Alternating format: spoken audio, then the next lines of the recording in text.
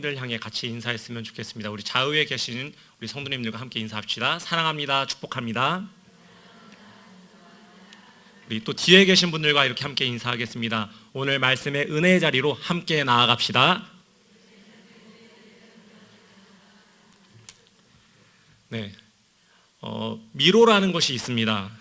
입구에서 최종 목적지까지 이 이른 길 사이에 어지럽게 갈래가 진 이 막다른 골목들을 만들어 놓고 한번 들어가면 쉽게 빠져나오기 힘들게 만들어 놓은 이 어려운 길을 뜻하는 것이 바로 이 미로라는 것입니다.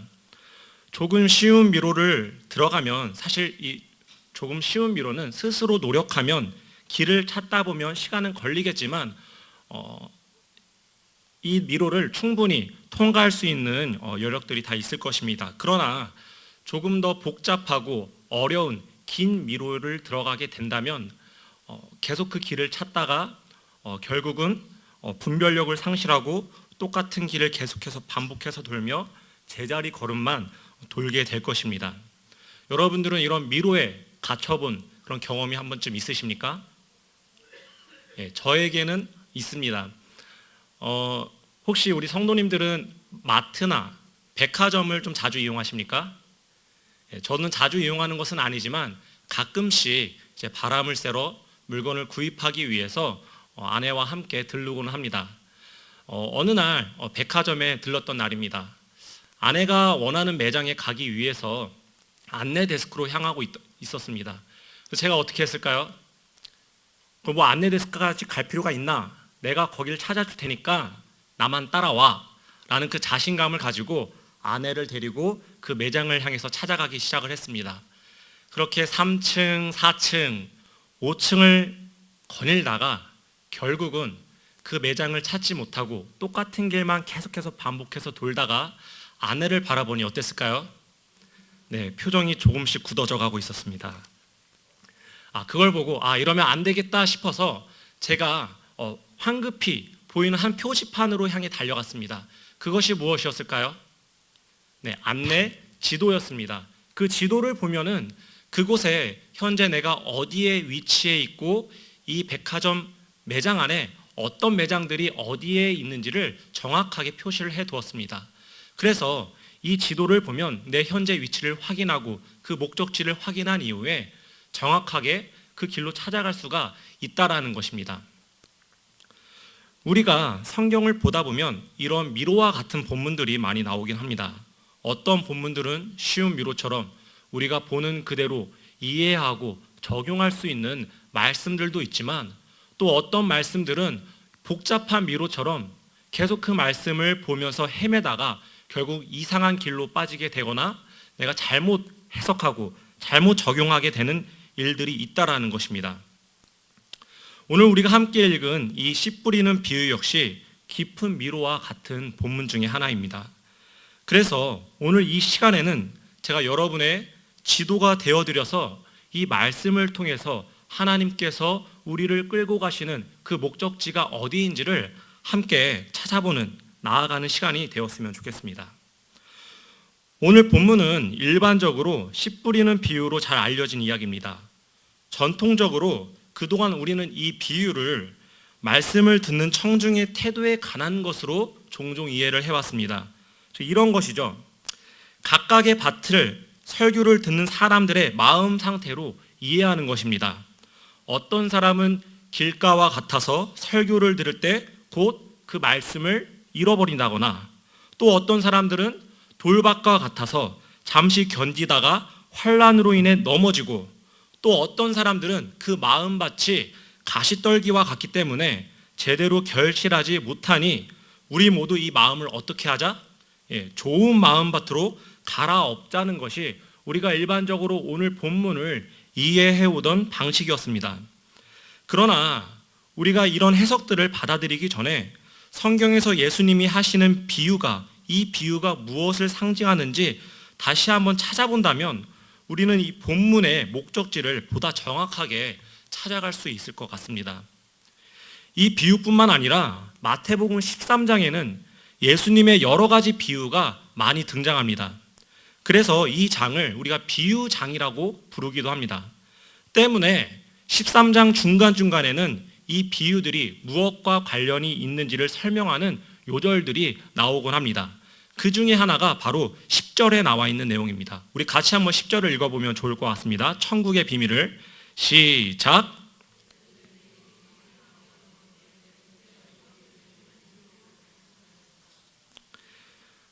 씨 뿌리는 비유를 들은 제자들은 예수님께 왜 다른 이들에게 비유로 말씀하십니까? 라고 질문을 했습니다. 그러자 그 질문에 답한 것이 다음 구절입니다. 예수님은 이 비유라는 단어를 무엇으로 대체하여 답하십니까? 바로 천국의 비밀이라는 것입니다. 다시 말해서 제자들은 비유에 관해 물었는데 예수님은 그것을 천국의 비밀로 답을 하셨다라는 것입니다. 즉 오늘 이 땅에 떨어진 씨의 비유를 통해 예수님께서 전하시고자 하는 메시지는 무엇이냐? 바로 천국의 비밀을 우리에게 알려주시기 위함이었다라는 것입니다. 나아가 더 명확한 해답은 우리가 13장 전체에서도 찾아볼 수가 있습니다. 13장 전체를 보더라도 이 장에 나타난 모든 비유들이 천국에 대한 진리를 가르쳐주고 있다는 것을 확인할 수가 있습니다. 한번 24절을 보시겠습니까? 24절을 보면 가라지의 비유에 대한 것이 나옵니다. 여기에서도 천국은 좋은 씨를 제 밭에 뿌린 사람과 같다라고 예수님이 말씀을 하십니다. 31절에 겨자씨 비유에서도 천국은 마치 사람이 자기 밭에 갖다 심은 겨자씨 하나 같으니, 또 33절에 누룩 비유에서도 천국은 마치, 천국에 대한 설명들을 계속하고 있는 것입니다.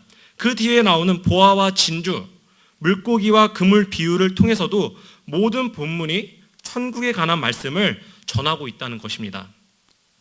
그러므로 씨 뿌리는 비유 역시 우리가 제대로 이해하기 위해서는 이것이 천국에 관한 비유를 말하는 것이구나 하는 생각을 가지고, 그렇다면 성경에서는 천국에 대해 비유하고 있는데, 천국에 대해 비유로 설명을 하고 있는데, 그렇다면 이 천국, 하나님 나라는 대체 어떤 곳일까? 라는 물음을 가지고 우리가 이 말씀 가운데로 나아갈 필요가 있다라는 것입니다. 그러면 우리가 이러한 전제, 생각을 가지고 좀 더 자세하게 오늘 본문을 살펴보면 좋을 것 같습니다. 오늘 비유에서 가장 눈에 띄는 것은 바로 씨와 네 종류의 땅입니다. 여기서 씨는 무엇을 의미할까요? 바로 천국 말씀을 의미합니다. 그런데 이 천국 말씀, 하나님의 말씀이 지금 어떻게 되었습니까? 여러 땅에 뿌려진 것입니다. 그러면 씨가 땅에 뿌려졌다면 그 다음으로 우리가 기대할 수 있는 것은 무엇일까요? 과연 그 씨가 제대로 자랄 것이냐 하는 것입니다. 이처럼 오늘 본문의 요지는 하나님의 말씀을 듣는 우리의 마음 상태, 태도를 어떻게 해야 할 것이냐에 중점이 있는 것이 아니라 하나님의 말씀, 이 천국 복음이 땅에 떨어졌을 때 무슨 일이 일어났는가 하는 것이 바로 핵심이라는 것입니다. 그런데 예수님은 왜 하필 씨 뿌리는 비유로 이 천국에 대한 비유를, 이 이야기를 하셨던 걸까요? 당시 이스라엘에서는 농작물을 재배할 때 요즘 우리가 농사를 할 때 어떠한 방식으로 벼농사를 하죠? 이양법이라는 것을 합니다. 모를 내서 심는 방식, 바로 이 이양법으로 하는데, 이 이스라엘 당시 2000년 전에는 그러한 이양법을 하지 않고 그저 농부가 밭에 나가서 씨를 뿌렸다라는 것입니다. 그러다 보니 어떤 일이 벌어질까요? 일반적으로 논이나 밭에 제대로 뿌려지면 다행이겠지만 그 중에 어떤 씨들은 바람에 흩날려 여기저기 다른 곳에 떨어지기도 했습니다. 때로는 길가에, 또 때로는 돌밭에, 또 때로는 가시떨기 위에 떨어지다 보니 결실을 맺는 것도 또 맺지 못하는 것도 있었다는 것입니다.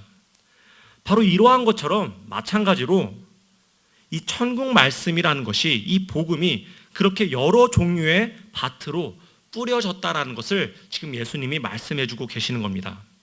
그러면 여기서 여러 종류의 밭은 무엇을 의미할까요? 바로 여러 종류의 사람들을 의미합니다. 즉, 이 복음의 씨가 다음과 같은 사람들에게도 뿌려진다는 것입니다.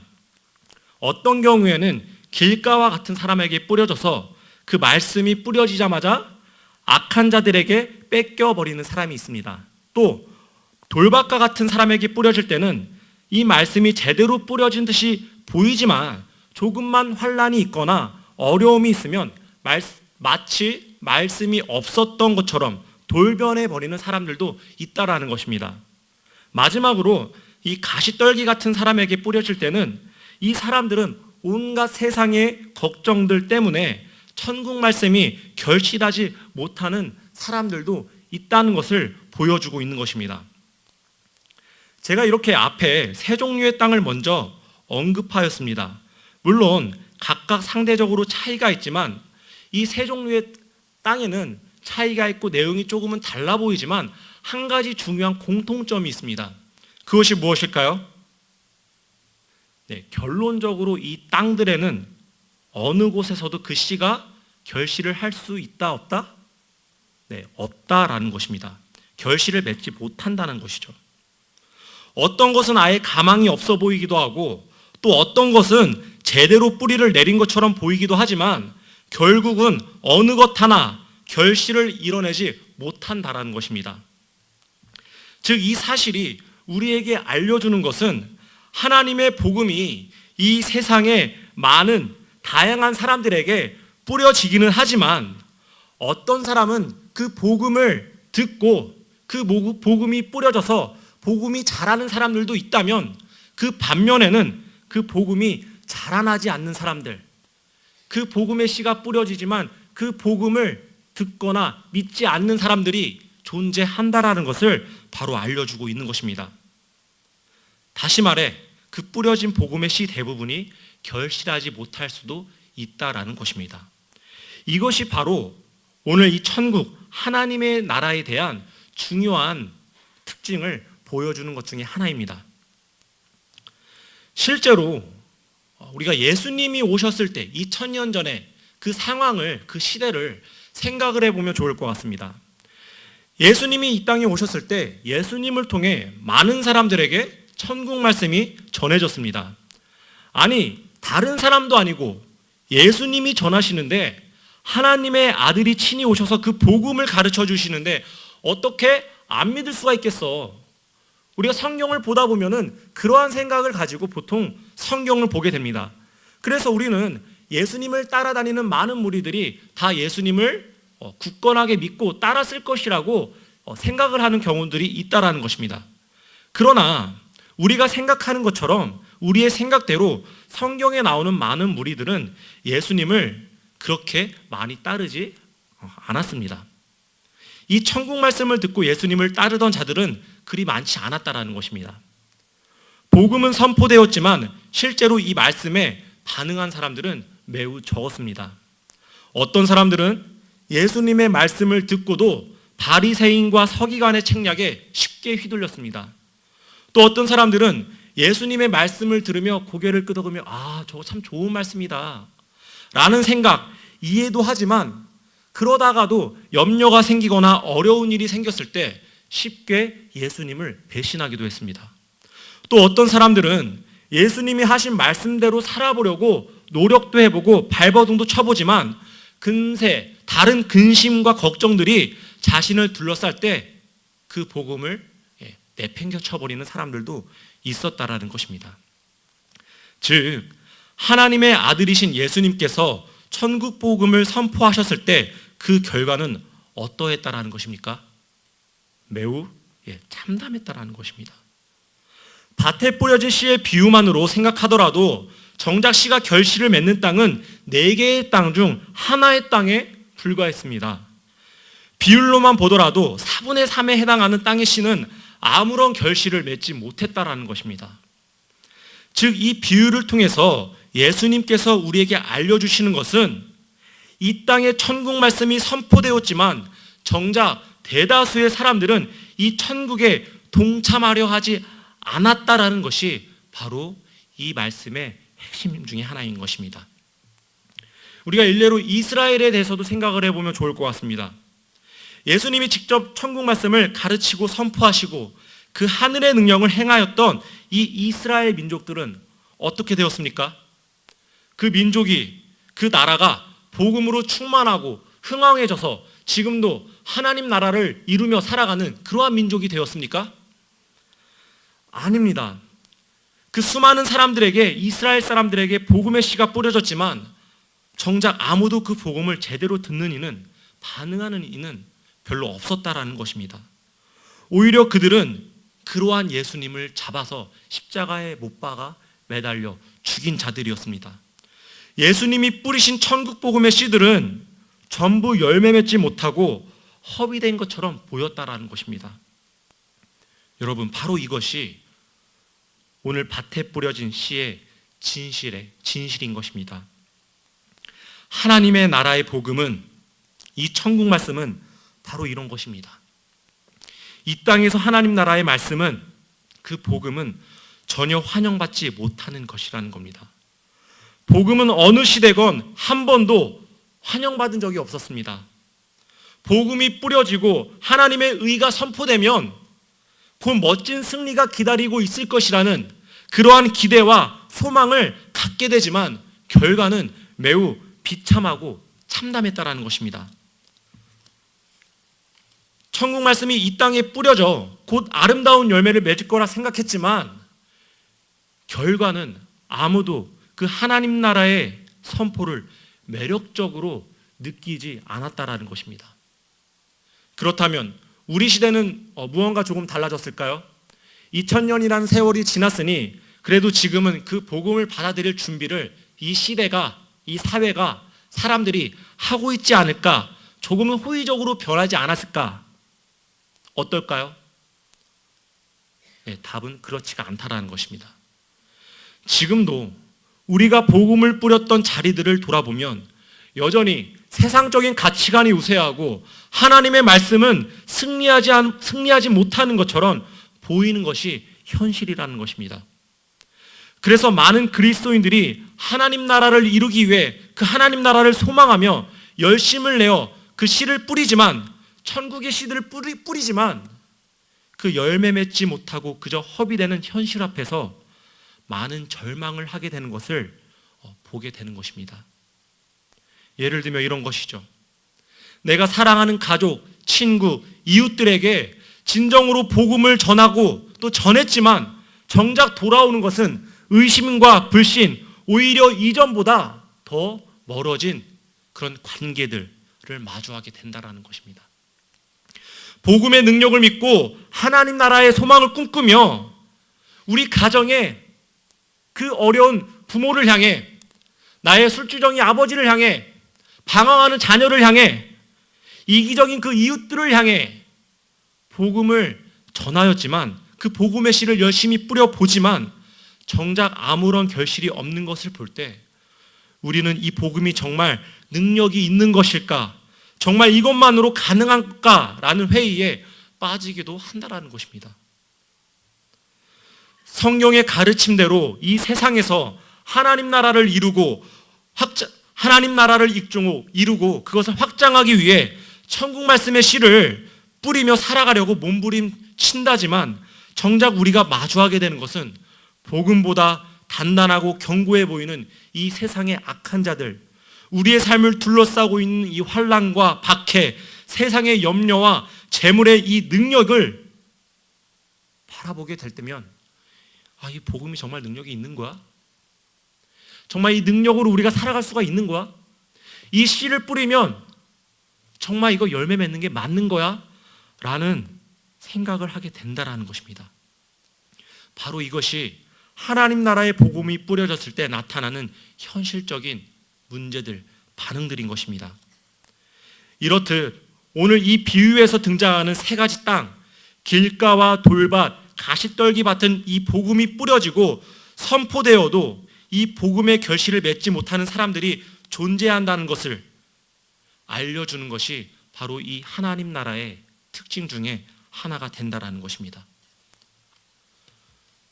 우리가 아무리 몸에 좋고 맛도 좋은 이것만 먹으면 너 영원히 살 수 있어 라고 권면하고 회유하고 선포하고 가르칠지라도 어떤 이들에게는 그 하나님의 말씀이, 그 복음이 악취가 나고 흉측해서 보기 싫은 그런 부정한 것처럼 여기는 자들이 있다라는 것입니다.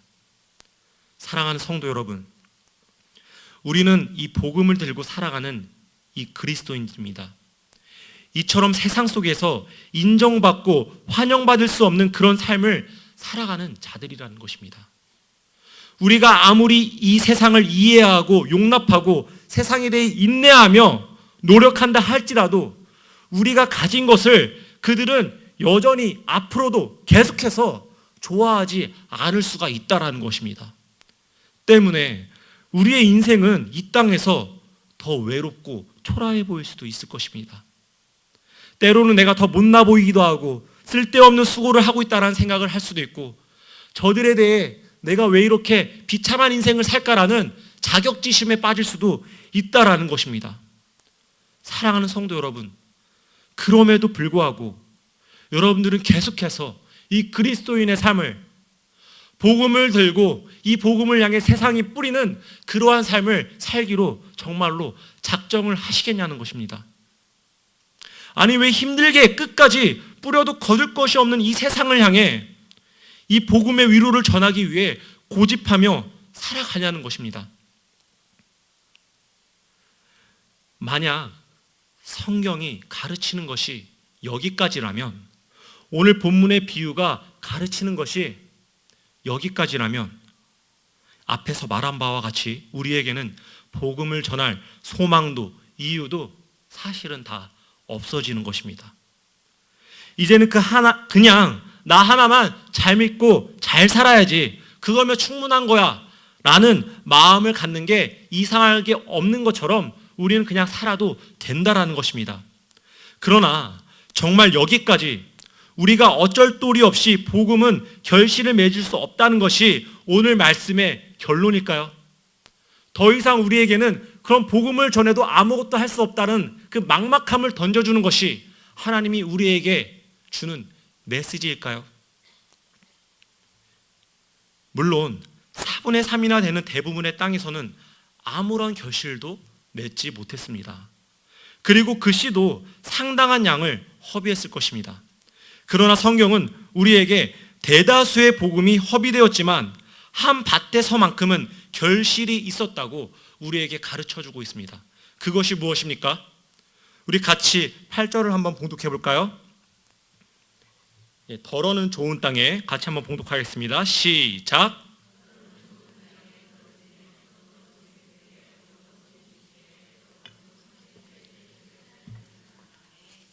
아멘. 앞에서 우리가 살펴본 것처럼 대다수의 씨는 허비되었습니다. 그렇지만 여기서 정말 중요한 것은 결실을 맺지 못한 세 종류의 땅에 있는 것이 아니라 나머지 4분의 1의 씨는 좋은 밭에 떨어졌다라는 사실, 그 결실이 있었다라는 그 한 가지가 우리에게 더욱 중요한 것이라는 것을 말씀해주고 있는 것입니다. 그런데 여기서 더 놀라운 점은 무엇인지 아십니까? 이 4개의 땅에서 한 땅만 결실했다는 것은 4분의 1만이 결실했다라는 것입니다. 그러니까 씨를 뿌렸는데 그 중에 4분의 1만이 결실을 한 것입니다.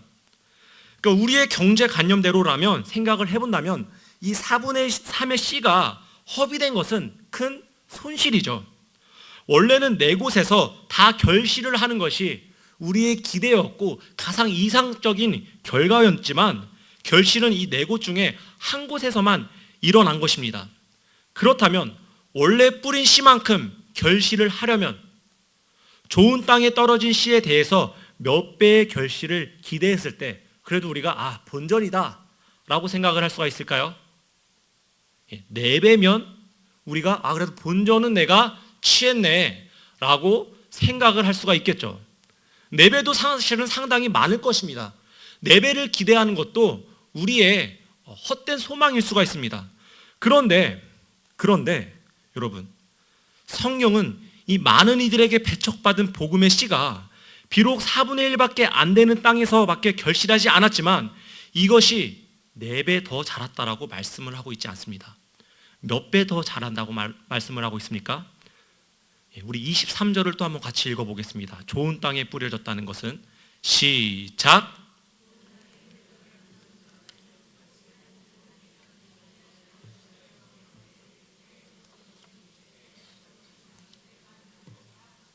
아멘.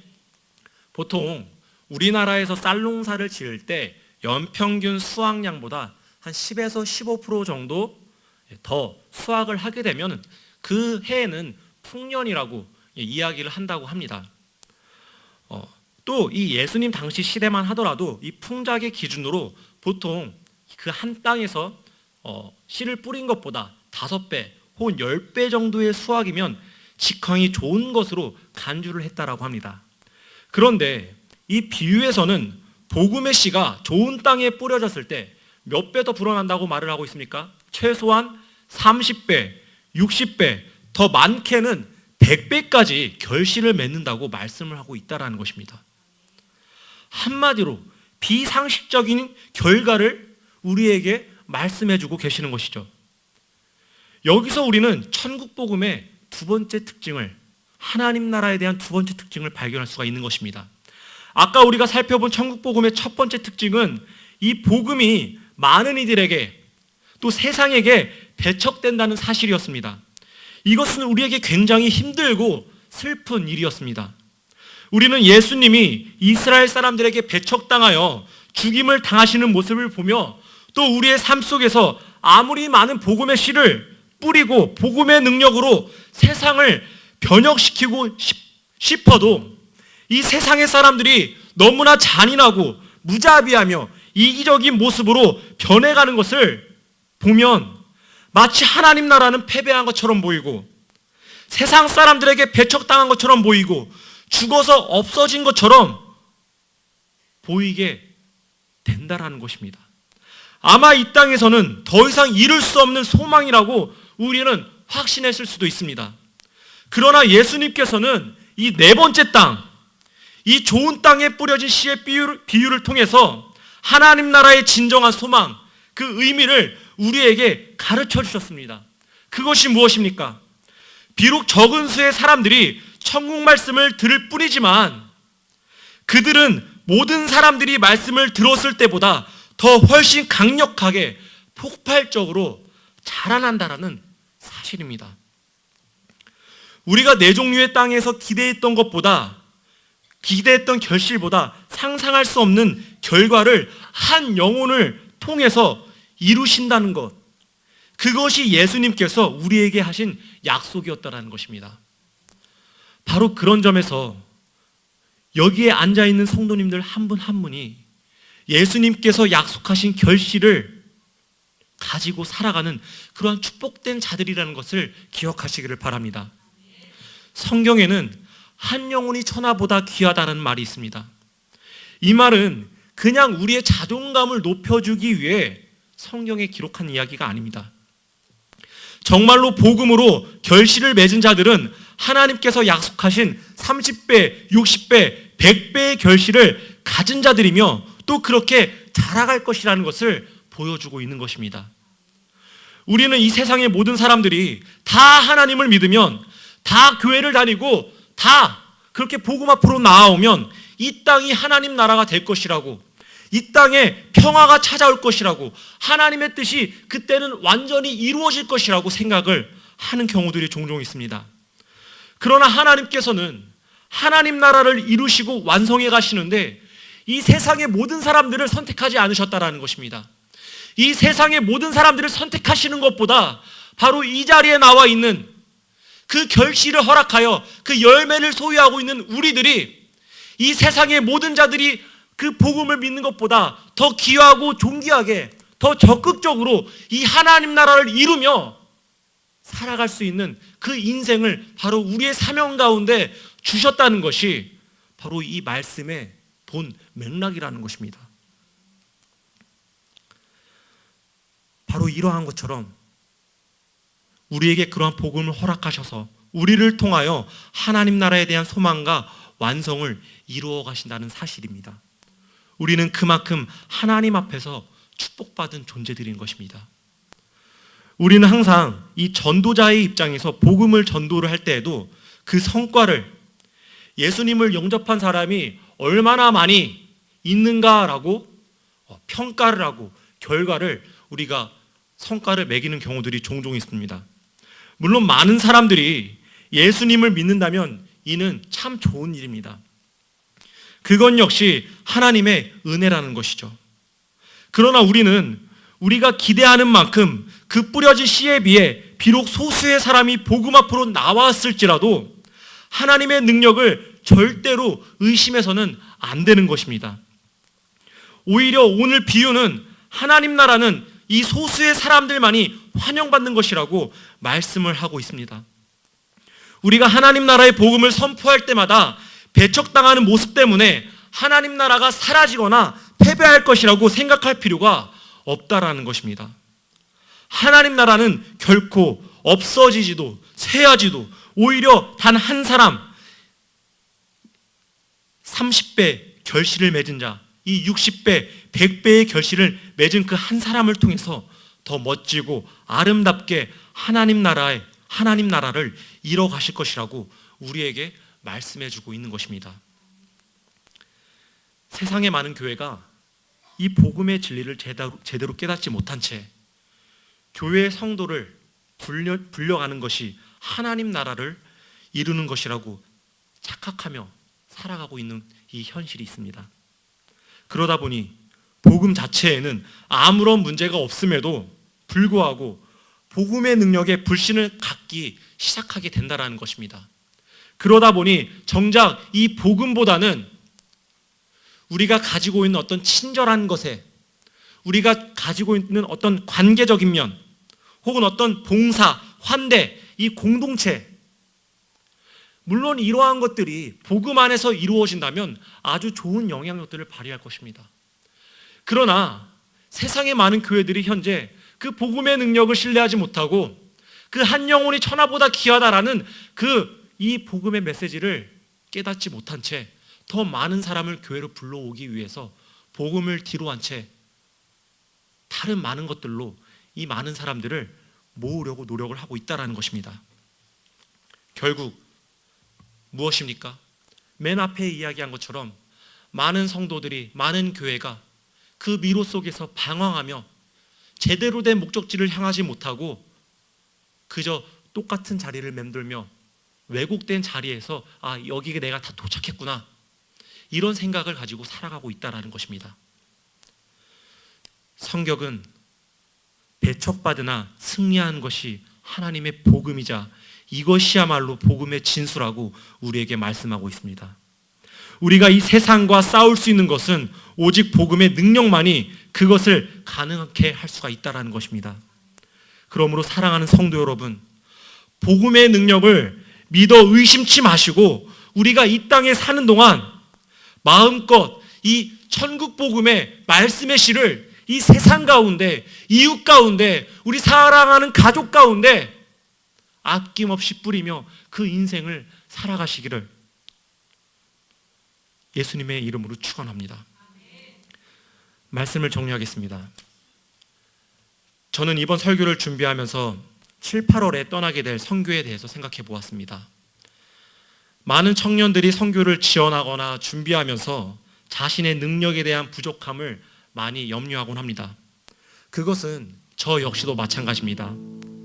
복음을 전하기 위해서는 새로운 언어를 배워야 하고 노래도 배워야 하고 또 설교도 그 나라 말로 전해야 하는 여러 가지 복잡한 상황들이, 작업들이 존재합니다. 과연 우리가 준비한 대로 우리가 뿌리는 만큼 좋은 결실을 맺을 수 있을까? 그런 염려들이 제 자신한테 밀려오더라는 것입니다.